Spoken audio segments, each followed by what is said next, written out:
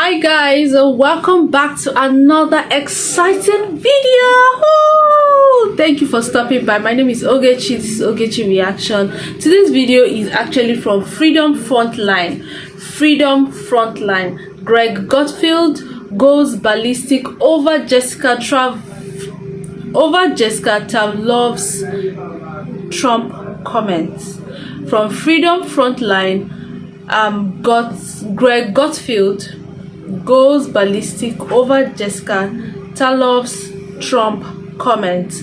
I'd love to know your comments in the thoughts in the comments section below. I also love to know what you guys think about this video. Do well to like this video, share, subscribe, and if you're new on this channel, thank you for stopping by. And if you're a returning subscriber or returning viewer, I really appreciate your presence. You please do the needful. Subscription is free. Let's get straight into the video. No time wasting. Jessica Tarlov just stepped on a landmine during last week's airing of The Five. The Fox News host came out of nowhere to straight up pronounce Donald Trump guilty in the E. Jean Carroll assault case, likely causing mayhem among the producers at what the network may have just found itself in. However, there's one character in this saga you absolutely cannot miss, and that's Greg Gutfeld. Despite Jessica steering the conversation off topic, Greg stopped the panel to let her make her case completely, but first try to sense that tinge of unease in Jesse Waters that makes him try to gloss over the subject in this next clip. Leave the White House more than once a week, ask Bill and Barack to raise money for you, and hope a pop star endorses you. Jessica, this is not the re-election strategy of a winning campaign. This smacks of desperation, and the fact that he's clinging to Taylor Swift, who he couldn't even pick out of a lineup without Jill going like this. That's Taylor. Tells me everything you know about Joe Biden. Is the strategy to owe $83 million for defaming a woman that you sexually assaulted? I would love Taylor Swift's endorsement. Any politician would. But I like you people ignored what like I just Kid said, Rock. because that was the news from the weekend on that side, and then Joe Biden was 15 minutes late endorsements to church. You know why that is? The current E. Jean Carroll case that Jessica just referenced has turned out to be a litany of back and forth defamation lawsuits between her and Trump, ballooning into tens of millions of dollars that Fox News absolutely does not want to get dragged into. And from a different angle, perhaps the network and host Jesse Waters understand where the loyalties of their audience lies, and someone on the panel asserting Trump's guilt in a contentious case like that is sure to come as a curveball to them. I actually would have liked the panel to do what Greg Gutfeld does next, being willing to listen to someone out of turn for the show and letting the audience hear it as well. Let's talk about that lawsuit then. Go ahead, Jessica. What are your thoughts? My thoughts are that you shouldn't sexually assault people, and then you shouldn't defame them. Okay, was he found guilty of sexual assault? He was a criminal? Was by a jury. Was a criminal? It says civil. Yeah. Oh, that means it doesn't count? Okay. It means it's not a guilty verdict. Yeah. Okay. Anyway, it's always nice to bring something up that has nothing to do with the topic. It does. You said the campaign strategy. You know, Jessica, stop interrupting everybody. Long week ahead. There's a lot of haze around this case as it regards whether Donald Trump is actually guilty of forcing himself upon E. Jean Carroll, and we'll leave that to the courts. But perhaps it is most important to clarify an important word that Greg Gutfeld just used there. A civil case is very different from a criminal one and comes with many different standards of evidence, establishment of liability, and compensation or punishment than a criminal case. A civil case, especially regarding an event like this where evidence is bound to be scarce, has much lower standards for where its verdict tilts. In legal terms, quote, preponderance of evidence is used to establish that an event happened more likely than not. And it's that tilt in one direction that eventually ends in someone being held liable rather than guilty. It's important to keep this verbiage in mind because civil cases usually end in compensation or reconciliation rather than a punishment. And using the word guilty so flippantly makes it sound very different to the layman's audience. Strange verdict. This was a claim. It was a case all along, and the jury rejected that, but made other findings. So we'll obviously be appealing those other findings, but they rejected her claim, and she'd always claimed this was a case. So it's a little perplexing, but, we move forward. It's not just this fact that has complicated the case beyond what most people understand, but also E.G. and Carroll's older interviews, including those in recent times, that are confusing people on whose side they should really be on. One such interaction happened not too long ago when MSNBC's Rachel Maddow asked E.G. how she would like to use the money she'll likely get from the Trump defamation lawsuit to advance women's rights and issues.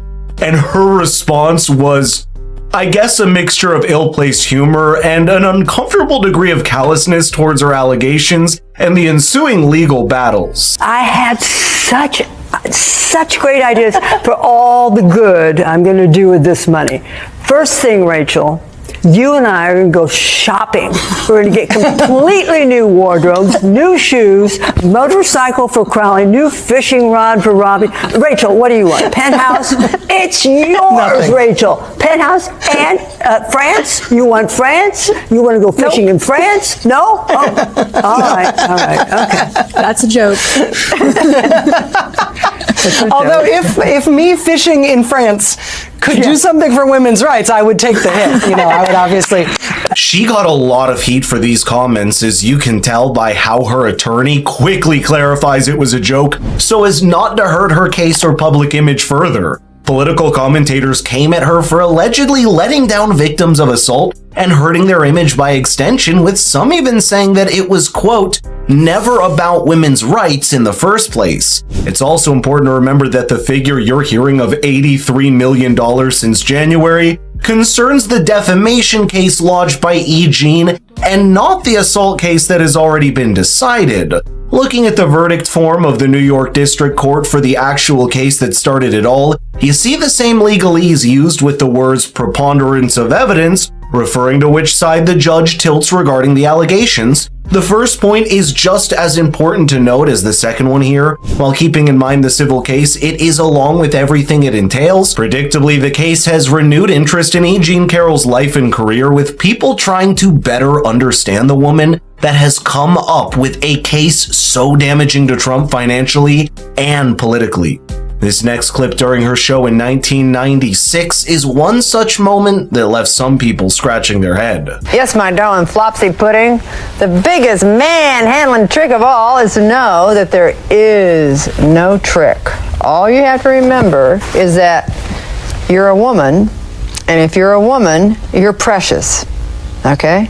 Yes, my darlings, chasing men is the highest amusement there is, but handling the difficult little buggers is something else. Call me. Here I come. I'm gonna come and get you guys. Okay. Where are all these ugly guys? Is there anybody here who weighs under 400 pounds? Oh my God, how fabulous. Each one more dazzling, more resplendent than the other. Come out here. Nobody chose you, you poor thing. This is Andre. Go on out there, Andre. Nobody cares about you. Being a very prominent television personality in the 90s and being an active socialite in the New York City scene, E. Jean likely had interactions with Donald Trump decades ago. There's even a photo of the two from an NBC event back in 1987, which at least does some damage to Trump's claim that he has no idea who she even is. Regardless, this is a case that is likely to drag further and drain at Trump's finances and reputation. While that happens, a panel like The Five or a network like Fox News knows the thin line that they're walking when discussing any legal case. Jessica Tarlov may not have much in common with Greg Gutfeld politically, but the mere fact that there was a conversation spurred on by a willingness to listen to her shows how important it is for dialogue and dissent to keep happening in our mainstream media. Wow, you guys, that is really damaging for Trump if this is actually true. I mean, it's just an allegation, right? Because according to Trump, he has no idea of who he is, but we actually saw pictures of them together. This is a lot for Donald Trump. This is going to damage him politically. I mean, it is not a small case. She's suing for rape. I mean, that is a lot. That should not be taken lightly, right? And then there's a lot of money, so Trump is going to be drained politically and financially, and And then the part where they asked her that she'd be making a lot of money from this case, or what was she going to use before her lawyer quickly covered it up. What is she going to use it for? Are you going to go shopping? Are you going to go fishing? Are you going to buy a penthouse? And she was like, oh, maybe she's going to go fishing or something. But I mean, they covered it up, and because that, I mean, she's going to make a lot of money. But I think it's not a small case. If it's rape, I mean, it shouldn't be taken lightly. I mean, it shouldn't be taken lightly. What do you guys think about this video? About Eugene and Trump? Do you think there's something that we should be worried about? Do you guys think, oh, she just, I don't know, I honestly don't know, but this is a serious case, and we're going to see the progression of this video. Anyway, do well to like this video, share, subscribe, and drop your comments. I'd love to see all of them because I'll be in the comment section waiting for your comments. See you in my next episode. Bye.